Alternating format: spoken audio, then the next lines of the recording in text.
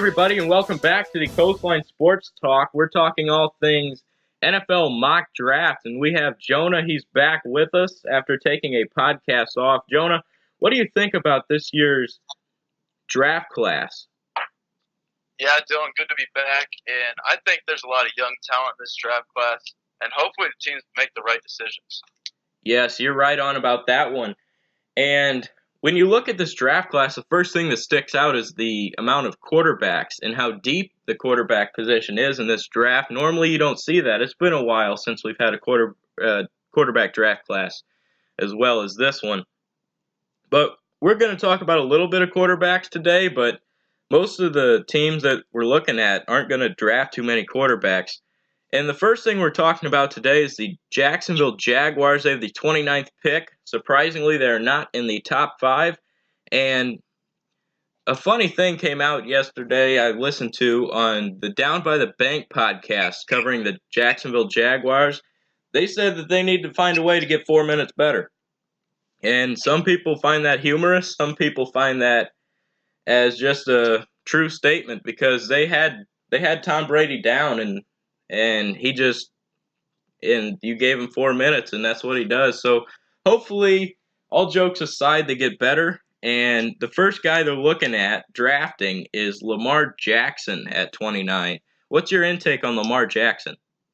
Yeah, Lamar Jackson reminds me of Teddy Bridgewater. They both went to the same school in Louisville. You saw Lamar Jackson get the 2016 Heisman Trophy, so you know he's the real deal. Teams I think that could grab him, you said it, Jaguars, but two other teams I see that could get him is the Steelers and the Saints. He's a very mobile quarterback, and he actually throws the ball pretty well. Yes, you are very precise on him, and he's a good guy because when you look at Lamar Jackson, he can, if he goes to the Jaguars, which we're projecting him to, he's a young quarterback, and Blake Bortles is their guy for the future as of right now. So if you draft a guy like Lamar Jackson, stick him in there, let him develop behind Bortles, learn the in and outs of an NFL playbook, and just the NFL in general. And if Blake doesn't pan out the way that the Jaguars see it, then they have a guy ready, and that guy's Lamar Jackson. And another guy they're looking at is Hayden Hurst at 29. And here's a guy who's born in Jacksonville, went to the University of South Carolina, and I tell you what, he's a good receiving tight end. And the Jaguars haven't had one of them in a while. You can consider Mercedes Lewis, but he's more of a blocking guy. Hayden Hurst, he's a red-headed tight end, and he made a couple big catches last year at South Carolina. And the Jaguars are looking to upgrade tight end a little bit. They went out and signed Safari and Jenkins. They actually cut Mercedes Lewis. So, yeah, Hayden Hurst is another guy they're looking at. And I think it'd be really cool if the Jaguars took a chance on Hurst at 29, saying that he's born in Jacksonville, give him a coming home party, and hopefully he gets a good kickoff to his NFL career. And Courtland Sutton, Jonah, what are you thinking? Courtland Sutton, if he falls to the Jaguars, what do you think about him? Courtland Sutton, he's out of SMU. He's a big wide receiver. He's about 6'4", I believe, and he'd be great for an A-Rob replacement. His 40 was 4.54, and he's kind of a 50-50 baller, and that his height is well enough for him to go up for the 50-50 balls. And I would compare him to maybe Kelvin Benjamin. Do you think that's right, Dylan? Yes, he is. I just watched his highlight reel and his game tape, and oh my gosh, you want to see a big-time player, just look at him. You're right on about Kelvin Benjamin. Benjamin came out of Florida State, and his rookie year, he really had a great season. But we're not here to talk about Benjamin. We're here to talk about Sutton. And Sutton he's a solid wide receiver. I believe he's one of the best in the class. And he's really good. You know, just if you guys pull up his tape, you'll know exactly what I'm talking about. He's an underrated runner when it comes to speed, and his 50-50 ball will jump up and get it. That's what we've missed with Allen Robinson. We haven't missed anything yet because we haven't seen it. But, yeah, Cortland Sutton. It's a good name to look for if you're the Jaguars. Well, we're going to stay in Florida as we head down a little bit to Tampa Bay.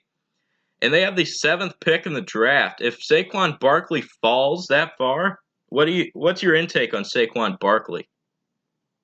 He's one of the most. He's like the strongest running backs I've seen in a while. He's a fierce runner. And at Penn State, it just seems like he was always running downhill and scoring touchdowns. Dylan? Yes. He's a shifty guy as well. He'll put you on a little spin cycle. He'll use a little juke. Some consider him as a Le'Veon Bell-esque. And he's a good running back. And some have said that some mock drafts have him going number 1. And we haven't seen that since the other Penn State running back multiple years back. And yeah, Saquon Barkley, talk about a difference maker. If he comes into your franchise, then that's really good to start him off really well. And another guy they're looking at a little bit, also Barkley, he returned kicks a little bit at Penn State. And the other guy they're looking at, if he falls as well, is Quentin Nelson. If you want to talk about a NFL-ready offensive lineman, Quentin Nelson is the first guy to come to mind. He's always looking for contact, and that's what you like from a lineman. I remember a game at Notre Dame last year. I can't remember which one it was, but as a guard, your job is to check down and hit the linebacker and look for contact, all that stuff. Right. Well, he's sitting there, and a blitz wasn't picked up right, and he sprinted from his spot all the way to the outside, and he just pancaked the dude, just flat out laid him on the ground. And he is a fierce offensive lineman, and I believe Michael Irvin, I could be wrong on this, but he believes that he could perennially be a Hall of Famer if he stretches out to his potential, because when you see him, you think of another guy that came out of the University of Notre Dame, Zach Martin. And Zach Martin is one of the best guards in the NFL for the Dallas Cowboys. The other guy they're looking at is Derwin James with the 7th pick. Talk about a safety.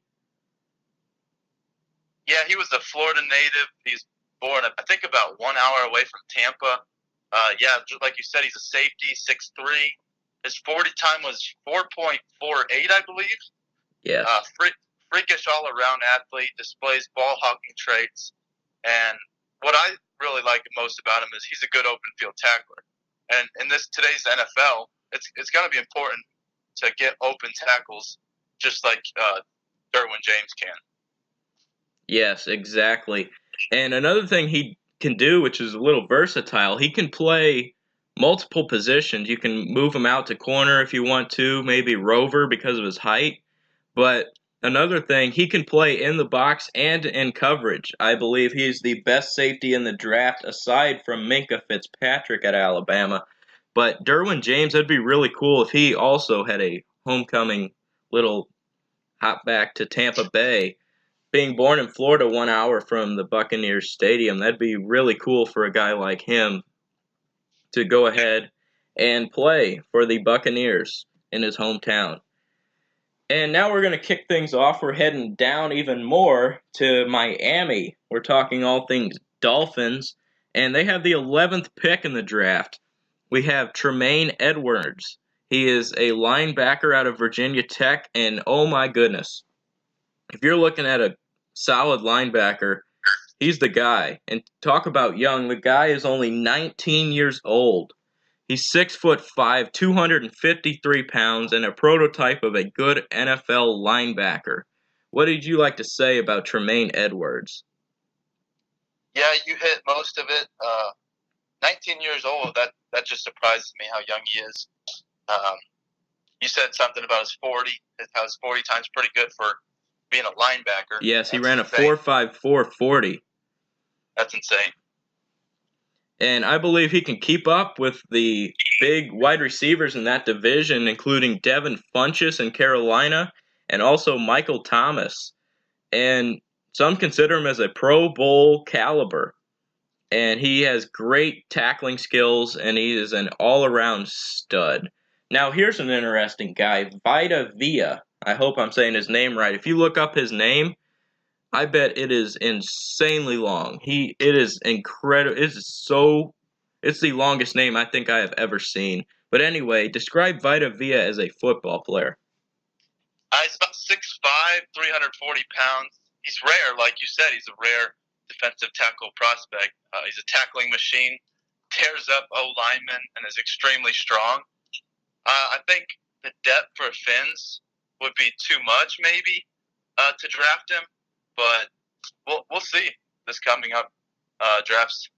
Yes, and they lost a guy in Ndamukong Suh, which might bring the attention that, hey, we're releasing Suh and we're going to draft Villa, and he's going to be our young centerpiece in that D-line and the D-tackle position.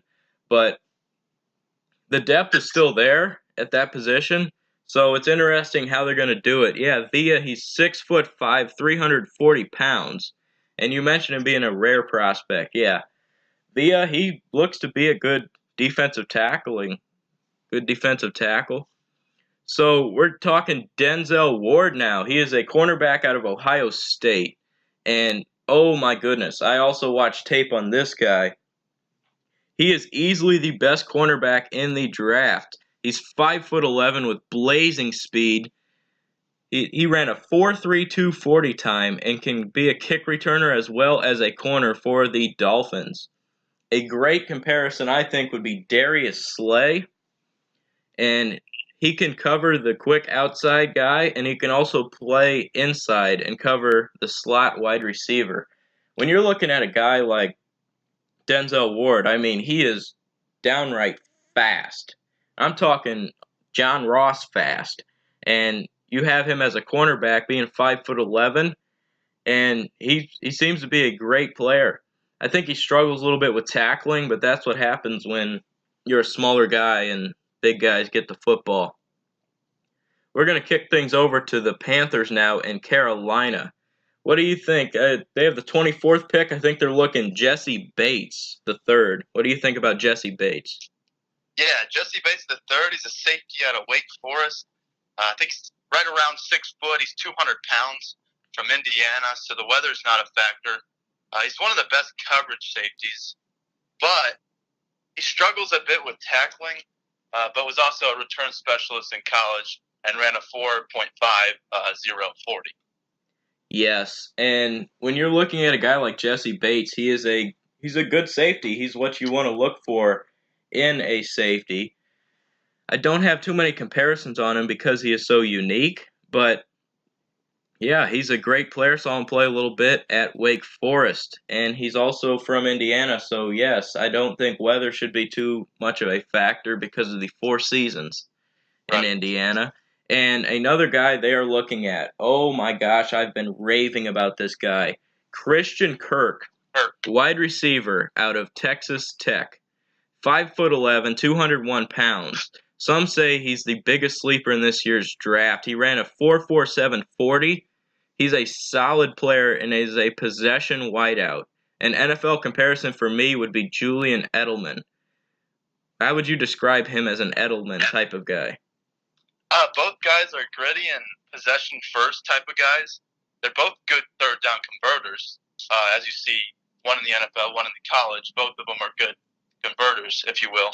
Yes. And as well as most teams see him as a slot receiver, but he has made it clear he believes that he can be an outside guy as well. Yes, and I believe he just had his pro day the other day, and he didn't get as much as attention as he would have liked because Johnny Manziel was throwing him footballs. But if you go back and looking at his pro day, he actually did pretty good, and he had a decent combine, and he seems to be one of the best wide receivers in the draft class. And at 5'11", you never know how he's going to be when it comes to if they want him inside in the slot or if he will play outside.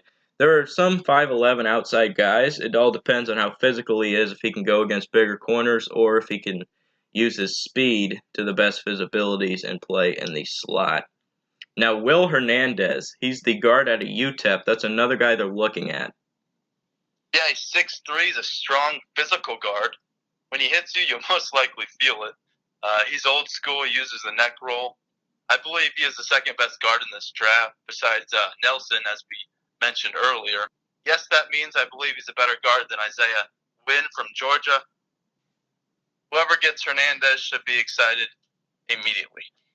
Yes, Hernandez is one of the best guards in the draft aside from Nelson, and yes, he's a great football player. And now we're going to kick things over to the Atlanta Falcons.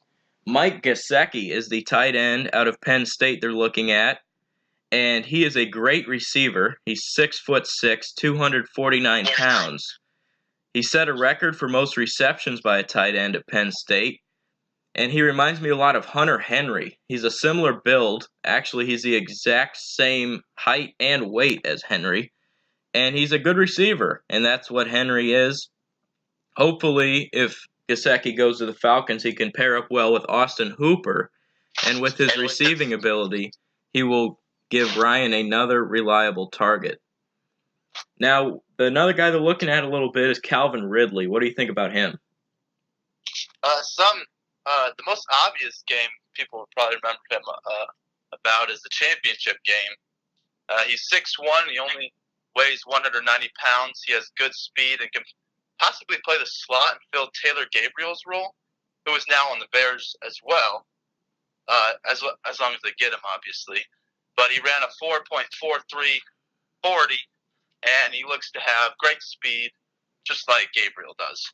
Yes, Ridley. He's that wide receiver out of Alabama. If you go back and watch the national championship, I didn't even know he had a brother, but his brother was on Georgia, and he made some good catches for the Georgia program. So, yeah, Calvin Ridley, he's been one of the best receivers in the draft, according to some. But, yeah, he's a great player. Maurice Hurst, the defensive tackle out of Michigan, losing Adrian Claiborne and Dontari Poe, the Falcons needed to upgrade their defensive tackle position, and I believe Hurst can be their guy. It's a little strange because he's 6'2", 269 pounds, and that isn't what most people are looking for a big run-stopping tackle like Poe. But he has proved at Michigan he can do just that. Some people are scared to take a chance on him because of a recent heart condition that triggered up at the combine. He is cleared to play, but something to watch for on draft day is that heart condition. So that's going to wrap it up for today, and I hope you guys enjoyed this podcast, and I hope that we're all ready for the NFL draft. What do you say, Jonah? Yeah, we all should be ready for the draft. Should be fun. Yes, and hopefully that one of these three guys for each team we've talked about will be drafted so that you guys have insight and can go back and listen to this podcast should your team draft one of those players. So that's going to wrap it up for today. Jonah, thanks for joining us again. My pleasure. And hopefully we will all be good and have a good day.